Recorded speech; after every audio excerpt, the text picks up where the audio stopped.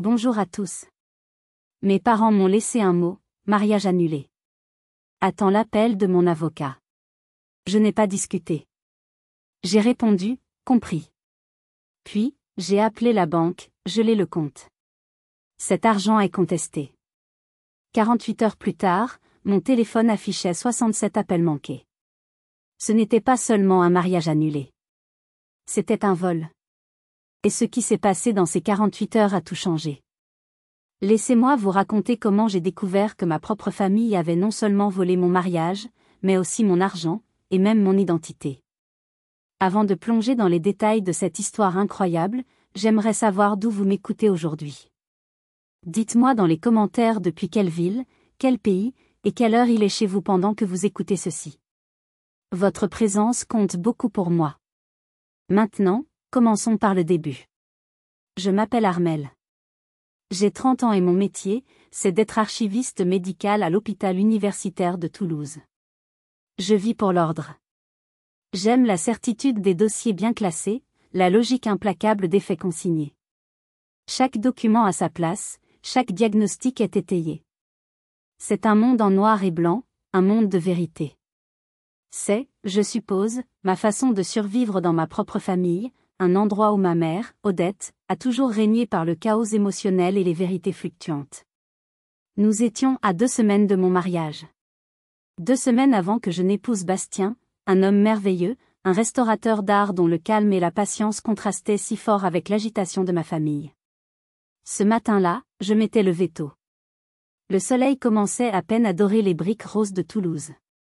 J'avais prévu de passer chez mes parents, dans le quartier chic de la Côte-Pavée, pour déposer les derniers cartons de faire-part, ceux que j'avais mis tant de soin à choisir. J'ai utilisé ma propre clé pour entrer. La maison était silencieuse. Trop silencieuse. D'habitude, à cette heure, j'aurais entendu la voix de ma mère au téléphone, organisant un gala pour Le Cœur Toulousain, sa précieuse œuvre de charité. J'aurais dû entendre le bruit de la machine à café, ou mon père, Fernand, lisant le journal. Mais il n'y avait rien. Juste le tic-tac d'une horloge dans le salon. Je suis entrée dans la cuisine. Et je l'ai vu. Sur le grand îlot central en marbre, là où ma mère laissait habituellement des post-it colorés avec des instructions joyeuses, il y avait une seule feuille de papier A4, pliée en 2. Ce n'était pas son encre bleue habituelle, celle aux boucles arrondies. C'était du noir. Une encre dure, sèche, froide. J'ai déplié la feuille. 7 mots. Mariage annulé. Attends l'appel de mon avocat. Pas de « Cher Armelle ». Pas de signature. Pas la moindre explication.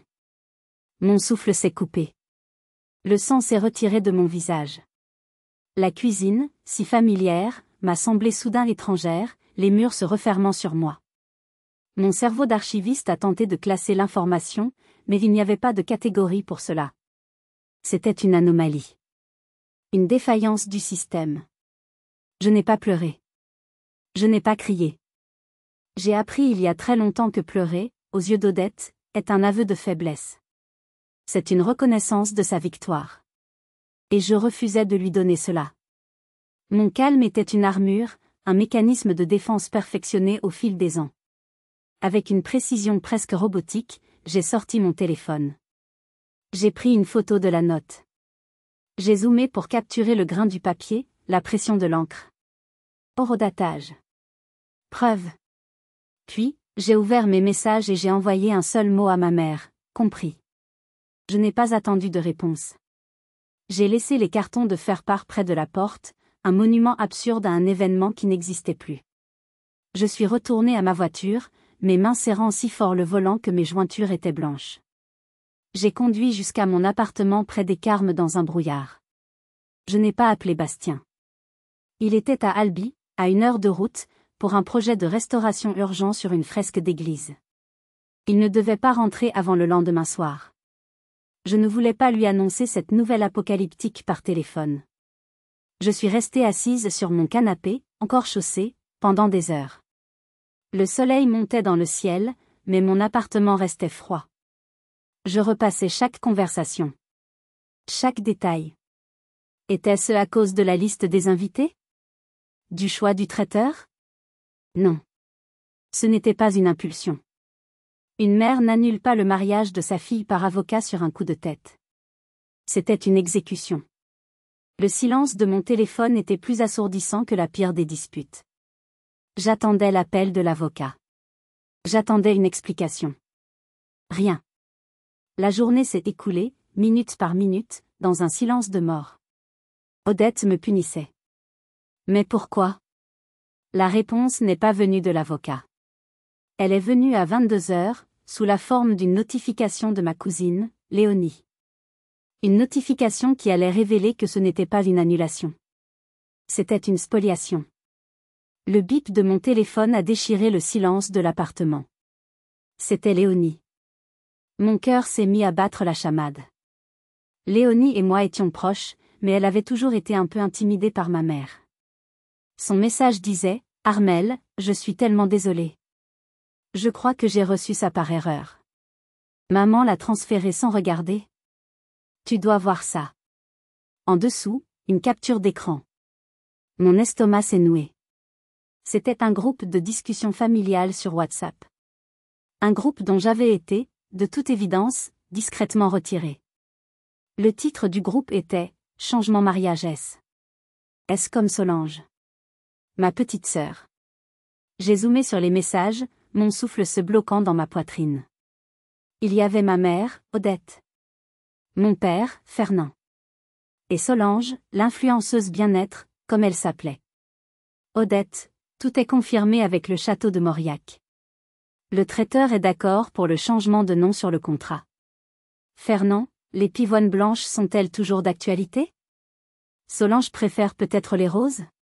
Solange, non, les blanches sont parfaites, papa. Mais au moins, maintenant, les photos seront mignonnes. L'éclairage sera parfait pour mon feed. Franchement, les choix de déco d'Armelle étaient tellement sombres. Odette. J'ai lu. Et relu. Le sang me glaçait les veines. Ils n'avaient pas annulé mon mariage. Ils l'avaient volé. Ils avaient pris mon lieu, le château de Mauriac, celui que j'avais passé 6 mois à trouver. Ils avaient pris mon traiteur. Ils avaient pris mes fleurs, mes pivoines blanches, si difficiles à obtenir en cette saison. Ils avaient tout pris, et ils l'avaient donné à Solange. Et là, j'ai compris. Je me suis sentie incroyablement, profondément stupide. Je me suis souvenu. Il y a 3 semaines, lors de l'essayage de ma robe. Odette m'avait regardé avec un air pincé. Cette dentelle, c'est un peu, t'as pas accent grave l'œil, non, Armelle? Tu devrais choisir quelque chose de plus, neutre. De plus simple. Je me suis souvenu. Il y a 1 mois, quand j'examinais les contrats. Mon père m'avait tapoté la main. Ne t'inquiète pas pour ces détails, ma chérie. Laisse ton père gérer les acomptes. C'est plus simple si tout passe par le compte familial. Ils avaient planifié ça.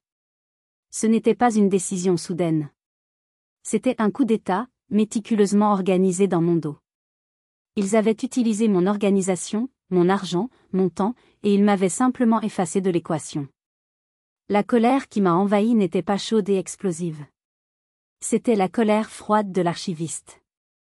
La colère de voir des faits falsifiés. La colère de voir la vérité effacée et réécrite. J'ai repensé à Solange. Ma sœur, qui vivait de photos parfaites sur Instagram, financées par mes parents. Elle n'avait jamais travaillé un seul jour. Elle prenait ce qu'on lui donnait, et maintenant, elle prenait ce qui était à moi. La partie la plus cruelle était le message de Solange. Les choix d'Armelle étaient tellement sombres. J'avais toujours été la fille sérieuse, la fille sombre, tandis qu'elle était la lumineuse. J'étais l'archiviste dans l'ombre, elle était l'influenceuse sous les projecteurs. Et mes parents venaient de rendre cette métaphore littérale. J'ai serré le téléphone dans ma main. La vitre froide contre ma paume. Ils m'avaient sous-estimé. Ils pensaient que j'allais m'effondrer et pleurer. Ils pensaient que j'allais accepter cela, comme j'avais toujours accepté d'être la seconde, la raisonnable, celle qui ne faisait pas de vagues. Ils pensaient que j'étais faible. Mais ils avaient oublié. Mon métier, ce n'est pas seulement de classer. C'est de préserver la vérité. C'est de garder des traces. Et j'allais devenir l'archiviste de leur propre destruction. La première vague de choc s'est retirée, laissant place à une clarté glaciale. Je me suis dirigé vers mon bureau. J'ai allumé mon ordinateur portable. J'ai créé un nouveau dossier sur mon disque dur crypté. Je l'ai nommé « Pour archive-mariage-vol ».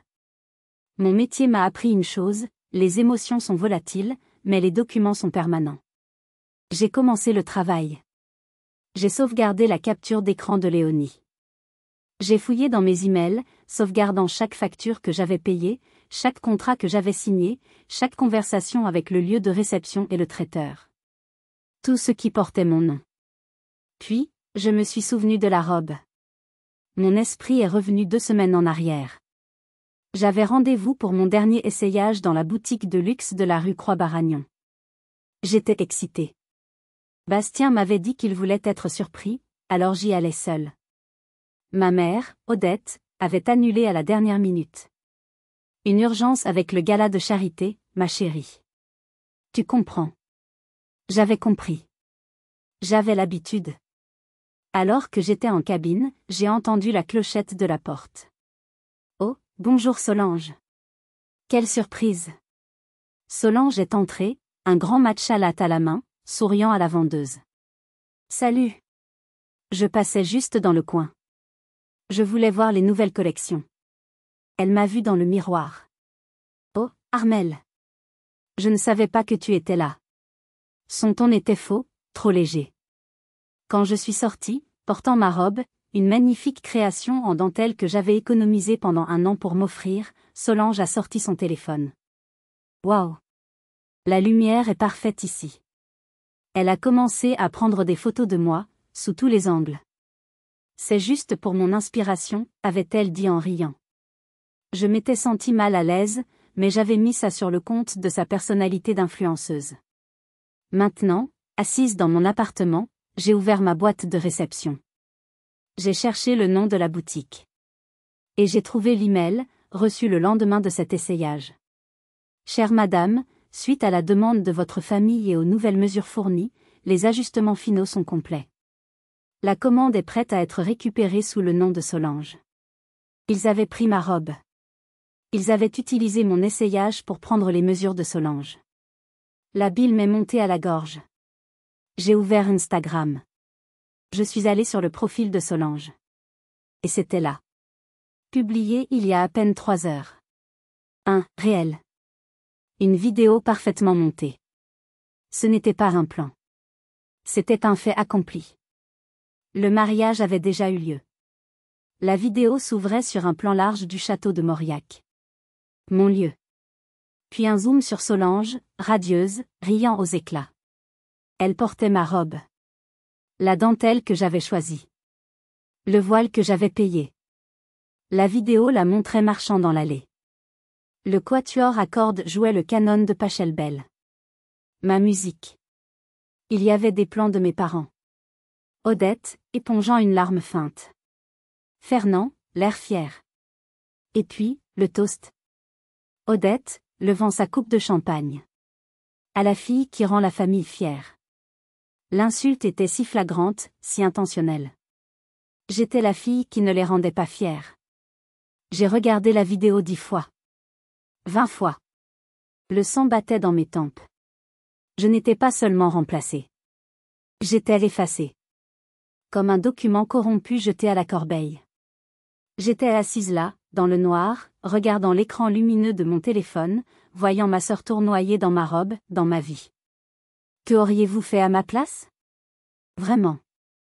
Seriez-vous allé chez eux et auriez-vous tout cassé? Ou auriez-vous fait ce que j'ai fait? Dites-le moi dans les commentaires. Je veux vraiment savoir ce que vous auriez ressenti.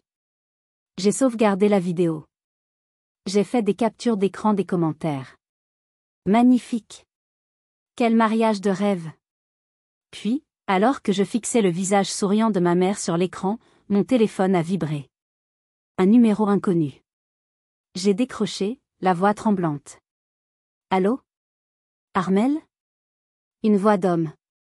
Une voix que je n'avais pas entendue depuis 6 ans. C'est Mathis. Le passé ne se contentait pas de frapper à la porte. Il l'enfonçait. Mathis.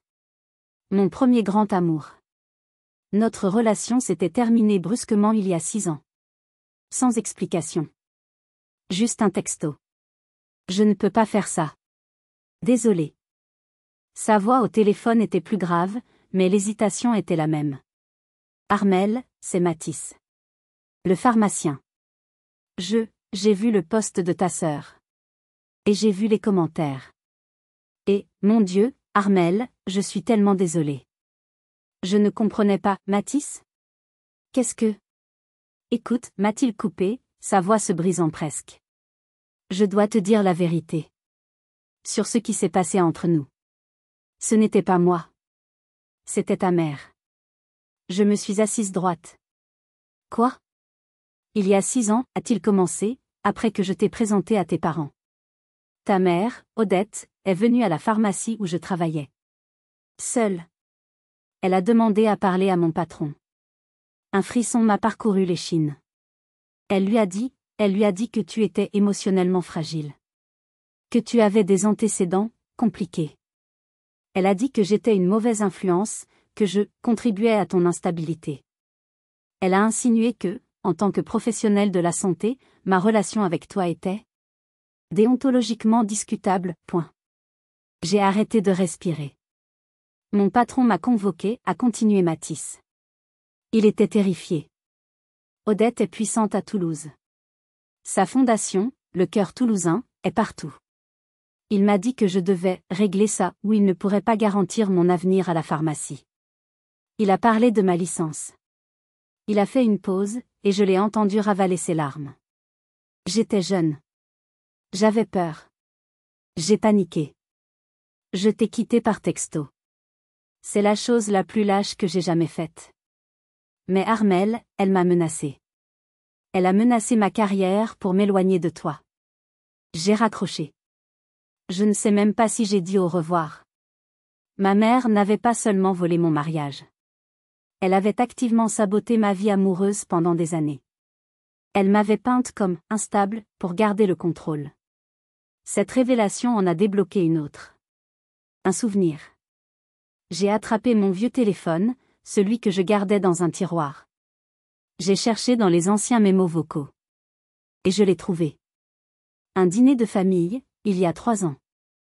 Je m'étais levée de table pour aller aux toilettes, laissant mon téléphone en enregistrement par erreur. J'ai appuyé sur « Play ». J'ai entendu le tintement des verres. Puis la voix de mon père, « Tu ne penses pas que tu es un peu dur avec Armel? Elle travaille tellement. » Et la voix d'Odette. Claire, froide. Oh, Fernand, sois réaliste. Elle est correcte. Elle est gentille. Mais elle n'a pas l'éclat de Solange. Elle ne l'aura jamais. Armel est née pour être stable. Une bonne archiviste. C'est suffisant pour elle. Solange, elle, est spéciale. Elle est destinée à briller. Correcte. Suffisant pour elle. J'ai éteint l'enregistrement. J'ai compris. J'étais le faire-valoir. J'étais l'employé de bureau stable, l'alibi ennuyeux qui permettait à Solange, l'artiste, de briller. J'étais le fond gris sur lequel le portrait de ma sœur pouvait ressortir. Et Odette avait passé des années à s'assurer que je reste à ma place. Elle avait éliminé Mathis. Elle m'avait catalogué comme instable, pour que personne ne me prenne trop au sérieux. Une question, froide et terrifiante, s'est formée dans mon esprit. Elle avait éliminé Mathis. Que avait-elle dit à Bastien? Mes doigts tremblaient tellement que j'ai dû m'y reprendre à 3 fois pour composer le numéro de Bastien. Il était tard, il devait être fatigué de son travail à Albi, mais je m'en fichais. J'avais besoin de savoir. Il a décroché à la 2e sonnerie, sa voix chaude et un peu endormie. Armel? Ma chérie, tout va bien? Tu appelles tard. Et là, tout est sorti. Je n'ai pas pu m'arrêter. J'ai tout déballé, dans un flot incontrôlé. La note. Le silence. Le groupe WhatsApp. Solange. Ma robe. La vidéo. Le mariage qui avait déjà eu lieu. Et puis, Mathis. La pharmacie. Le chantage. J'ai parlé pendant 10 minutes sans respirer. Quand j'ai eu fini, il y a eu un long silence à l'autre bout du fil. Un silence si lourd que j'ai cru que mon cœur allait s'arrêter. Bastien, ai-je murmuré, la peur me saisissant la gorge. Et s'il me croyait instable, lui aussi? Sa voix, quand il a enfin parlé, n'était plus chaude. Elle était glaciale. Armelle, mon Dieu. Il a pris une profonde inspiration. Elle m'a convoqué. Il y a 3 mois. Mon estomac s'est retourné. Qui? Odette? Oui. Elle m'a demandé de venir à son bureau, au siège du Cœur toulousain. Seule. Elle m'a dit que c'était pour discuter des arrangements financiers du mariage. Il s'est arrêté, comme s'il cherchait ses mots. Armelle, ce qu'elle m'a montré. Je ne savais pas comment te le dire. Je ne voulais pas te blesser. Dis-moi, Bastien. Dis-moi tout. Elle avait un dossier. Un dossier sur toi. Elle a dit qu'elle le gardait juste au cas où. Armelle, c'était tes dossiers médicaux. J'ai failli lâcher le téléphone. Quoi? Comment? De ton hôpital, a-t-il dit, sa voix dure de colère. Elle a dû utiliser son influence en tant que présidente du conseil d'administration ou quelque chose comme ça. C'était des notes sur les crises d'angoisse que tu as eues après l'université. La facture des urgences quand tu t'es évanouie de fatigue il y a 2 ans. Elle a tout sorti. Elle m'a regardé droit dans les yeux et m'a dit, elle est fragile. C'est pour la protéger. Et pour protéger les actifs de la famille, point. C'était une violation. Une violation totale de mon intimité la plus profonde. Mon lieu de travail, mon sanctuaire, avait été profané par ma propre mère. Et ce n'est pas tout, a continué Bastien, sa voix se brisant de fureur contenue. Elle m'a tendu un contrat. Un contrat de mariage. Un contrat qui stipulait que, en cas de détresse émotionnelle de ta part, tous les actifs seraient gérés par un fonds contrôlé par elle. Elle voulait me mettre sous tutelle, ai-je soufflé, horrifiée. J'ai refusé net, a dit Bastien, sa voix retrouvant sa force. Je lui ai dit que c'était monstrueux, et que c'était probablement illégal. Je lui ai dit que je t'aimais, que tu n'étais pas fragile, et que si elle essayait encore une chose pareille, je te le dirais. Je me suis souvenu. Il y a 3 mois. Bastien avait été si distant pendant une semaine. Bastien, tu te souviens, cette semaine-là? Je t'ai demandé pourquoi tu étais si distant. Tu m'avais dit que c'était juste le stress du travail. Parce qu'Odette m'a rappelé le lendemain, a-t-il dit, exaspéré. Elle m'a supplié de ne rien te dire. Elle a pleuré. Elle a dit qu'elle avait fait une terrible erreur de jugement, qu'elle avait juste peur pour sa fille. Elle m'a fait jurer de ne pas t'en parler pour ne pas gâcher les préparatifs. Et moi, comme un idiot, je l'ai cru. Il n'était pas faible. Il n'était pas un lâche comme Mathis. Il avait été loyal. Et Odette avait utilisé sa loyauté contre nous deux. Je rentre à Toulouse. Maintenant, a dit Bastien, et j'ai entendu le bruit de clés qu'on ramasse. Je me fiche de la fresque. Je serai là dans 1 heure. Verrouille la porte, Armelle. Ne parle à personne. Ils ne s'en tireront pas comme ça. J'ai raccroché, tremblante, mais pas de peur. De rage. Ils avaient utilisé mes dossiers médicaux. Ils avaient essayé de me déclarer instable pour me contrôler. J'ai regardé le dossier sur mon bureau.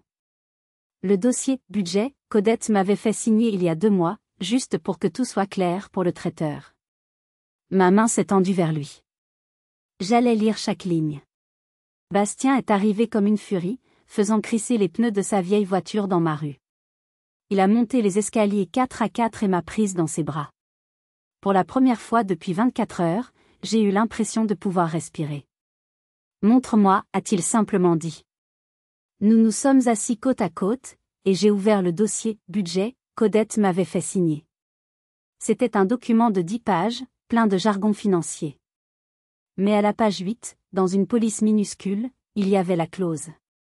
En cas de modification de l'événement principal, les fonds sous-signés seront considérés comme une contribution non remboursable au fonds familial, soumis à une réaffectation financière autorisée pour redistribution familiale. Point.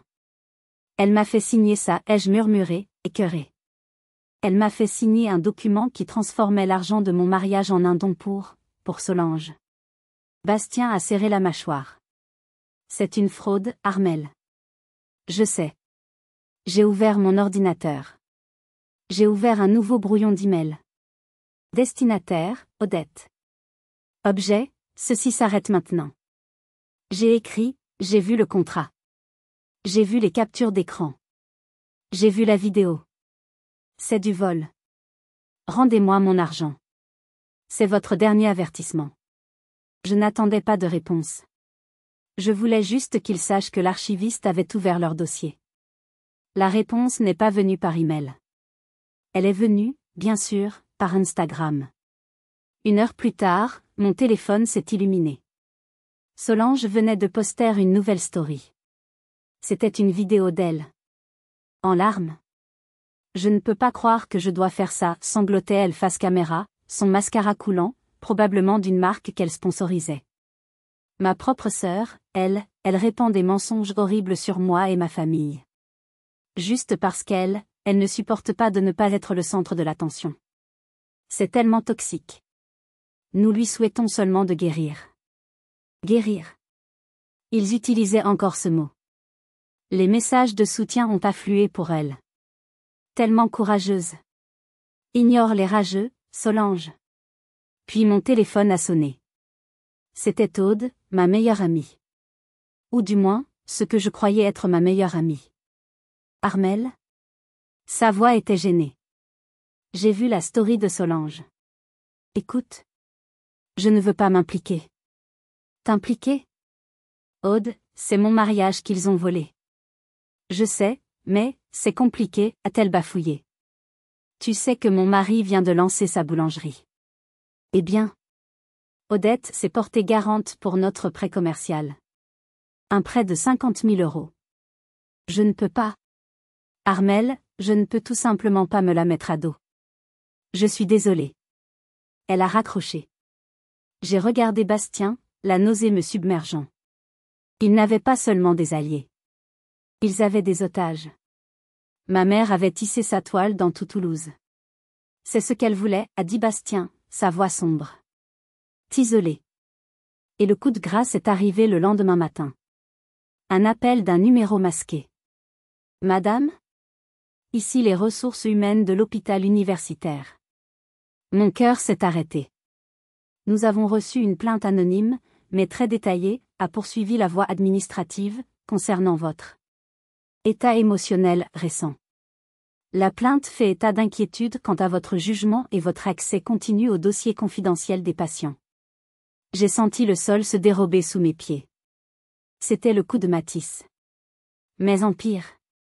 Étant donné la nature sensible de votre travail, nous devons prendre cela au sérieux. Nous vous plaçons en congé administratif, avec effet immédiat, le temps de clarifier la situation. Clarifier quoi? C'est un mensonge. C'est ma mère. Nous comprenons que vous traversez une période difficile, ce qui ne fait que renforcer nos inquiétudes. Ne vous présentez pas au travail demain. Nous vous contacterons. Clic. Ils avaient gagné. En 48 heures, ils m'avaient pris mon mariage, mon argent, ma meilleure amie, et maintenant, mon travail. Mon identité. J'étais suspendue, salie publiquement, et seule. J'étais exactement là où Odette me voulait. C'est à ce moment-là, alors que j'étais au point le plus bas, qu'un coursier a sonné à la porte. Bastien a ouvert la porte. Un homme en uniforme se tenait là, une grande enveloppe cartonnée à la main. Pour mademoiselle Armelle. J'ai signé, mes mains tremblant si fort que ma signature était à peine lisible. J'ai fermé la porte et me suis appuyée contre elle. Qu'est-ce que c'est? A demandé Bastien. J'ai déchiré l'enveloppe. C'était un document officiel, du papier épais, avec l'entête d'un grand cabinet d'avocats de Toulouse. C'était une notification légale. Par la présente ai-je lu à haute voix, ma voix un écho creux dans mon propre appartement, vous êtes informé que, suite à des décisions de restructuration d'actifs familiaux, vous êtes retiré de toutes les dispositions testamentaires, fiducie et fonds de la famille. À compter de cette date, vous n'êtes plus considéré comme faisant partie de l'avenir financier de cette famille. Il m'avait déshérité. D'une certaine manière, c'était presque un soulagement. La lame était enfin tombée. Il n'y avait plus rien à prétendre. Ok, ai-je dit, laissant tomber le papier sur le sol. Ok. Armel? Bastien me regardait, inquiet. Ils ont fait une erreur, ai-je dit, une pensée commençant à se former. Une pensée froide, claire, précise. Ils ont coupé le dernier lien. Mais ils ont oublié quelque chose. J'ai attrapé mon ordinateur portable. Bastien, l'argent. L'argent du mariage. Quoi? Les 38 000 € que j'ai économisés. C'était mon argent, de mon compte d'épargne.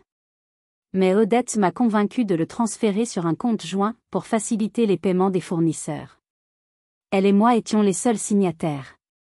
J'ai tapé l'adresse de la banque en ligne. J'ai entré mon identifiant. Mon mot de passe. Accès refusé. J'ai réessayé. Accès refusé. Veuillez contacter votre agence. Ils m'ont bloqué, ai-je soufflé. Ils m'ont déshérité, ils ont volé mon mariage, et maintenant ils essaient de voler mes économies. Ils étaient allés trop loin. Ils pensaient m'avoir détruite. Ils pensaient que j'étais une archiviste docile, une victime instable en congé forcé. Ils avaient oublié que les archivistes connaissent les procédures. J'ai attrapé mon téléphone. J'ai cherché le numéro de la ligne directe de la banque privée de ma famille. Une voix polie a répondu. Banque, bonjour. Bonjour, ai-je dit, ma voix soudainement parfaitement calme, parfaitement professionnelle. C'est Armel. Je vous appelle au sujet du compte joint numéro 884. Oui, madame. Que puis-je faire pour vous? Je dois signaler une activité frauduleuse sur ce compte. Il y a eu un silence. Frauduleuse, madame? Je vois que l'autre signataire est madame Odette. Exactement. Ma mère a utilisé ce compte pour détourner des fonds vers un événement non autorisé, un mariage pour ma sœur, en utilisant l'argent que j'y ai déposé pour mon propre mariage. Le banquier s'est raclé la gorge. Madame, c'est une affaire de famille très complexe. Je ne suis pas sûre que nous puissions. Je l'ai coupé. Ma voix était devenue de l'acier. Écoutez-moi bien. Je suis l'archiviste médical en chef de l'hôpital universitaire. Mon métier est la précision. J'ai des documents, des factures, et des preuves de transfert qui montrent que 38 000 € de mes fonds personnels sont sur ce compte et sont actuellement en train d'être détournés. Gelez le compte immédiatement. Cet argent est contesté. Le silence à l'autre bout du fil était électrique. Un instant, s'il vous plaît. J'ai attendu. Bastien me regardait, les yeux écarquillés. J'ai attendu 1 minute. 2 minutes. Madame? Oui. Le compte est gelé, dans l'attente d'une enquête plus approfondie. J'ai raccroché. J'ai expiré lentement. Tu as entendu ça? A demandé Bastien, un sourire commençant à se dessiner sur son visage. Oui. Le silence de mon téléphone était maintenant glorieux. Je savais qu'à cet instant précis, à la côte pavée, le téléphone d'Odette venait de recevoir une notification. J'avais bloqué leur source d'argent. Mais ce que je ne savais pas, c'est que j'avais déclenché une bombe atomique. Geler le compte n'était qu'un acte de défense. Ce que la banque m'a dit le lendemain matin a transformé cette tragédie familiale en un véritable thriller criminel. Si vous êtes arrivé jusqu'ici, laissez un commentaire pour nous dire ce que vous auriez fait à la place d'OP. Vous pouvez aussi écrire simplement le chiffre 1 pour montrer que vous suivez encore. Et dites-nous, vous regardez cette histoire depuis quelle région ou quel pays? Le lendemain matin, à 9 heures précises, mon téléphone a sonné. Ce n'était pas la ligne standard de la banque. C'était le directeur de l'agence en personne. Mademoiselle? C'est Monsieur Arnaud, de la banque. J'apprécierais que vous puissiez passer à l'agence dès que possible. Il y a une irrégularité que nous devons discuter en personne. Une irrégularité? J'ai gelé le compte hier. Précisément, a-t-il dit, sa voix tendue. Mademoiselle, hier soir, juste avant votre appel, à 17h30, nous avons reçu une demande de virement international urgent de 50 000 € depuis ce compte vers un compte à l'étranger. Mon sang s'est glacé. C'était plus que mes 38 000 euros. Le virement a-t-il été effectué, ai-je demandé, la voix blanche. Non. Le montant dépassait le solde autorisé. Mais ce n'est pas le problème. La demande était accompagnée d'une procuration notariée, signée par vous, donnant à votre mère le contrôle total et illimité du compte. J'ai regardé Bastien, l'horreur peinte sur mon visage. Monsieur Arnaud. Je n'ai jamais signé une telle procuration. Il y a eu un long silence. C'est ce que nous pensions, a-t-il dit gravement. La signature est très, très proche de la vôtre, mais notre analyste a repéré une incohérence dans la pression du stylo. Mademoiselle, nous pensons qu'il s'agit d'un faux. Un faux. Il n'avait pas seulement volé mon mariage. Il n'avait pas seulement volé mon argent. Ils avaient falsifié ma signature pour essayer de tout siphonner avant que je ne m'en rende compte. C'était un acte criminel. J'arrive tout de suite, ai-je dit. Alors que Bastien et moi sortions de l'appartement, un homme en costume gris se tenait devant notre porte. Il tenait une mallette. Mademoiselle Armel ? Oui. Je suis huissier de justice. Ceci est pour vous. Il m'a tendu une liasse de documents. Bastien l'a prise, car mes mains refusaient d'obéir. Nous sommes remontés. J'ai ouvert l'enveloppe. Assignation à comparaître. Tribunal de grande instance de Toulouse. J'ai lu la première page, incrédule. Monroe contre Monroe. Il me poursuivait en justice. J'ai lu les accusations, ma vision se brouillant de rage. Détournement de fonds. Il m'accusait d'avoir soustrait frauduleusement l'argent du compte joint. Instabilité émotionnelle. Ils utilisaient la plainte déposée à mon hôpital comme preuve que je n'étais pas apte à gérer des finances, affirmant que j'avais détruit le mariage par paranoïa et que je prenais maintenant l'argent par vengeance. C'était une stratégie de la terre brûlée. C'était le manuel de la narcissique, nier, attaquer, et inverser les rôles de victime et d'agresseur. Ils m'ont poursuivi pour les crimes qu'il avait commis. J'ai ri. C'était un rire sec, amer, qui venait du plus profond de ma poitrine. Ils sont incroyables, ai-je dit. C'est une déclaration de guerre, a dit Bastien, son visage dur comme la pierre. Bien. J'ai pris mon téléphone. J'ai appelé une avocate spécialisée dans les litiges financiers, la meilleure de Toulouse. Bonjour, maître. Mon nom est Armel. J'ai besoin de vos services. Je viens d'être poursuivi par ma famille pour avoir gelé un compte sur lequel ils ont falsifié ma signature. Pendant que j'étais au téléphone, Bastien a ouvert Facebook. Oh, Armel. Tu dois voir ça. Il m'a montré l'écran. Ma mère, Odette, venait de poster un long message public. C'est le cœur brisé que j'écris ceci, commençait-il.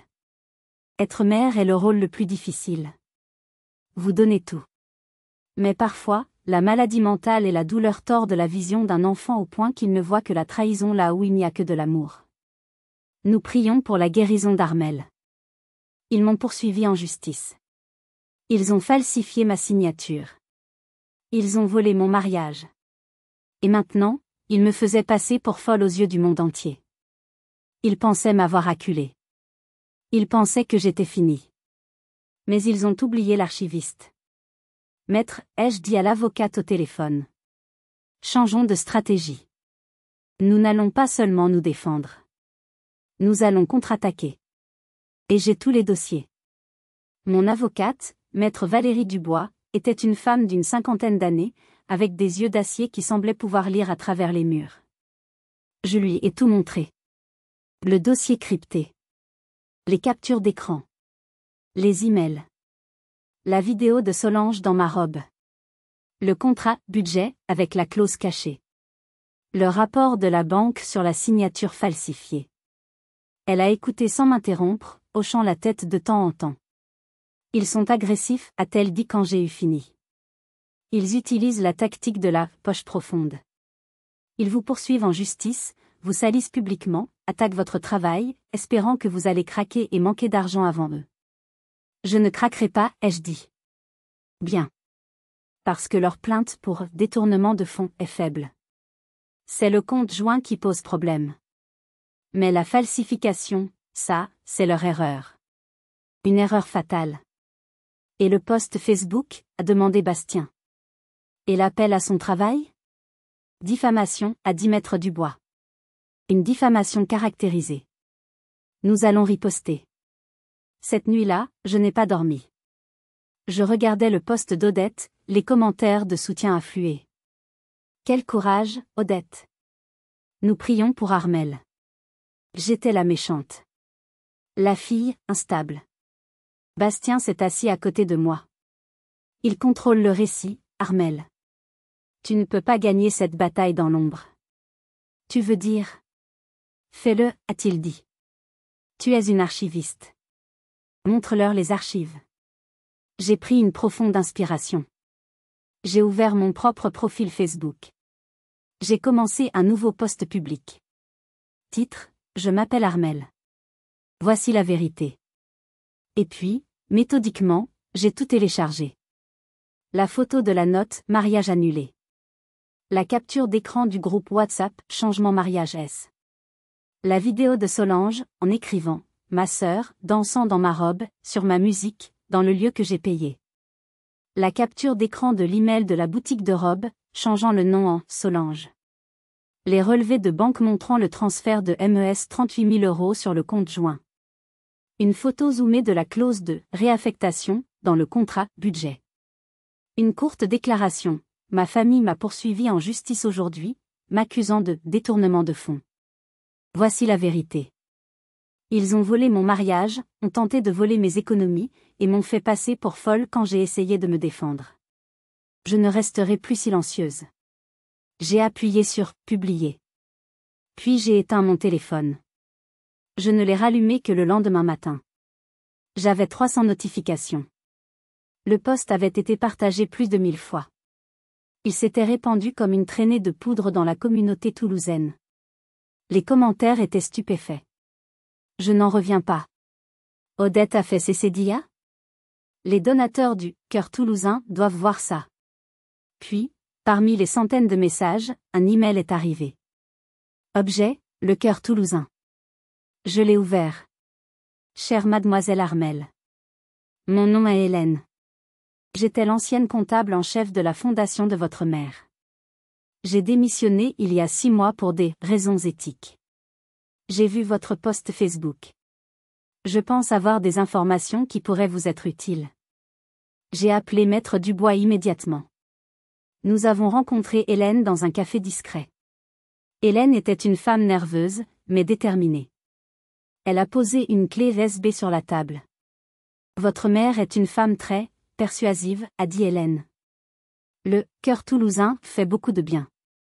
Mais les finances, elles n'étaient pas claires. Odette a créé un fonds de conseil séparé. Officiellement, pour payer des consultants en stratégie, point. Et officieusement, a demandé Maître Dubois. Hélène a glissé la clé USB vers nous. Officieusement, cet argent était transféré sur un compte au nom de votre sœur, Solange. Pour financer sa carrière d'influenceuse et maintenir l'image de la famille. Nous parlons de plus de 100 000 € sur 2 ans. C'est de l'argent des donateurs, Armelle. J'ai gardé des copies de tous les relevés. Mon avocate et moi nous sommes regardés. Ce n'était plus un drame familial. Ce n'était plus un litige civil. C'était une fraude fiscale. C'était un abus de biens sociaux. Le jour du procès est arrivé, ai-je dit à Bastien cette nuit-là. Et ils ne savent pas ce qui les attend. Le tribunal de grande instance de Toulouse est un bâtiment intimidant. Mais ce jour-là, je n'avais pas peur. J'ai marché dans les couloirs de marbre, Bastien à mes côtés, Maître Dubois devant nous. Ils étaient déjà là. Odette, l'air digne et tragique, vêtue de noir comme si elle était en deuil. Mon père, Fernand, l'air perdu et gris. Et Solange, pour la première fois de sa vie, pâle, sans filtre Instagram pour la sauver, regardant fixement son téléphone. Odette m'a regardé avec une froide fureur. J'ai soutenu son regard, sans ciller. L'archiviste n'avait plus peur du chaos. La salle d'audience était pleine. Mon post Facebook avait fait du bruit. Il y avait même un journaliste local. Leur avocat a commencé. Il a peint le portrait d'une fille instable, paranoïaque, vengeresse. Il a présenté la plainte de mon hôpital, maintenant retirée après que j'ai envoyé mes preuves au RH, comme la preuve de ma dangerosité. Il a affirmé que j'avais gelé le compte par pure méchanceté. Puis ce fut le tour de Maître Dubois. Nous ne sommes pas ici pour discuter d'un drame familial, a-t-elle commencé, sa voix résonnant dans la salle. Nous sommes ici pour discuter d'une série d'actes frauduleux. Elle a présenté les faits, un par un. La note. Le vol du mariage. Le contrat, budget, trompeur. Et puis, la pièce de résistance, le rapport d'expert sur la signature falsifiée sur la procuration bancaire. L'avocat d'Odette a objecté. Cela ne prouve rien. Ma cliente agissait dans le meilleur intérêt de sa fille. Vraiment, a dit Maître Dubois. Alors parlons du meilleur intérêt. J'appelle Madame Hélène à la barre. Quand Hélène s'est levée du fond de la salle, j'ai vu la couleur quitter le visage d'Odette. Elle a saisi le bras de son avocat. Hélène a été assermentée. Elle a calmement détaillé le schéma de détournement de fonds de la Fondation, le Cœur Toulousain, vers le compte personnel de Solange. Elle a fourni les relevés bancaires, les emails internes. Le silence dans la salle d'audience était total. Ce n'était plus une querelle pour un mariage. C'était une fraude criminelle. L'avocat d'Odette, réalisant que sa cliente lui avait menti, était livide. Le juge n'a pas mis longtemps à délibérer. Le tribunal rejette la plainte de Monroe contre Monroe, a-t-il déclaré. En outre, le tribunal ordonne la restitution immédiate des 38 000 € à Mademoiselle Armel. Compte tenu des témoignages entendus aujourd'hui, je transmets l'intégralité de ce dossier au procureur de la République pour une enquête criminelle approfondie sur la gestion du Cœur Toulousain. Odette a laissé échapper un son, un gémissement étranglé. Solange a fondu en larmes. Fernand fixait le vide. J'avais gagné. Quelques semaines plus tard, je suis retournée une dernière fois à la maison de la Côte-Pavée. J'y suis allée seule. J'ai posé ma vieille clé sur l'îlot de marbre, exactement là où j'avais trouvé la note. Personne n'est sorti. J'ai regardé le silence de la maison une dernière fois, puis je suis partie sans me retourner.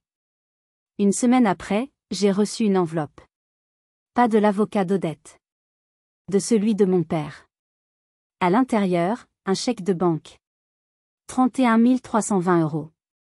Le montant exact de la robe, du traiteur et des fleurs que j'avais payées, moins les 38 000 € déjà récupérés. Dans le mémo, un seul mot, remboursement. Je n'ai pas encaissé ce chèque. Je l'ai fait encadrer. Je l'ai accroché dans mon nouveau bureau, avec une petite plaque en laiton, preuve qu'il savait.